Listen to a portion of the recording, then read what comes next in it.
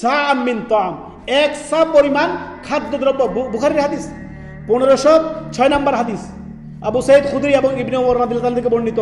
নবী সাল্লাল্লাহু আলাইহি সাল্লামের ফিতরার পরিমাণ তারা বলে দিয়েছেন। নবী সাল্লাম এক সা পরিমাণ খাদ্য দিয়ে, খেজুর দিয়ে, কিশমিশ দিয়ে, জব দিয়ে, তৎকালীন যে খাদ্যগুলো ছিল সেগুলো দিয়ে এক সা পরিমাণ 3.5 কেজি বা 3 কেজি দিয়ে দিলে একজন মাথা পিছু ছোট বড় সকলের এক সা পরিমাণ খাদ্য দিয়ে আপনি ফিতরা আদায় করে দিন, বাস হয়ে গেল।